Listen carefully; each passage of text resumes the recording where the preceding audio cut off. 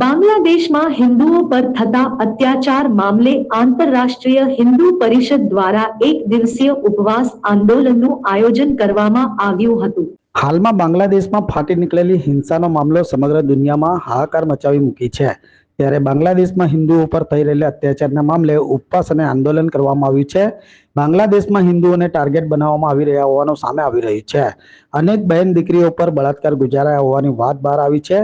બાંગ્લાદેશની સેના સાથે ભારતની સેના વડાપ્રધાને મોકલવી જોઈએ। હિન્દુઓને બચાવવા માટે ભારતની સેના જવી જોઈએ।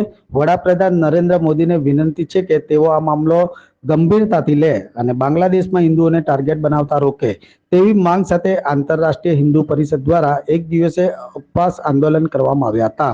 આંદોલન અને ઉપવાસના કાર્યક્રમમાં મોટી સંખ્યામાં કાર્યકરો ઉમટી પડ્યા હતા અને સૂત્રોચ્ચારો કરી મીડિયા સમક્ષ પોતાની માંગ અંગે રજૂઆત કરી હતી।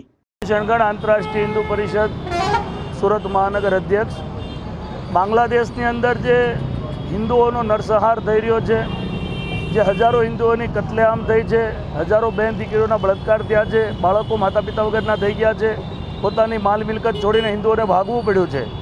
ત્યારે બાંગ્લાદેશના હિન્દુઓ માટે અમે એના સમર્થનમાં પૂરા ભારત દેશની અંદર પ્રવીણભાઈ તોગડિયાજીના સાનિધ્યમાં 10 કરોડ હિન્દુઓ આજે એક દિવસીય ઉપવાસ કરી રહ્યા છે। ત્યારે સુરત મહાનગરની અંદર આંતરરાષ્ટ્રીય હિન્દુ પરિષદના કાર્યકર્તાઓ દ્વારા હીરાબાગ ખાતે અમે એક દિવસીય ઉપવાસમાં બેઠા છીએ।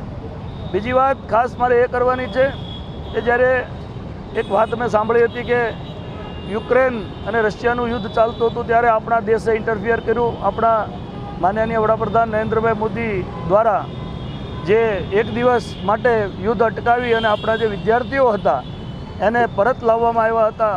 એવી જ રીતે આપણા જે બાંગ્લાદેશમાં હિન્દુઓ છે એ પણ આપણું જ લોહી છે, આપણા જ હિન્દુ ભાઈઓ છે, બહેનો છે, બાળકો છે।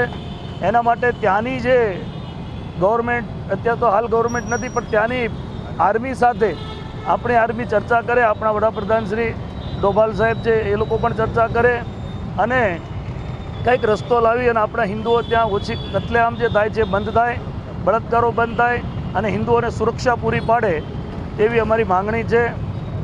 આજે બેસવાનું એક મુખ્ય બીજું પણ કારણ છે કે હિન્દુઓ માટેનો એક સંદેશ છે કે હિન્દુઓ સમૃદ્ધ થાય, હિન્દુ સુરક્ષિત થાય અને હિન્દુઓની એકતા વધે, સંગઠિત થાય, એ માટે અમે આજે એક દિવસીય ઉપવાસ કર્યો છે।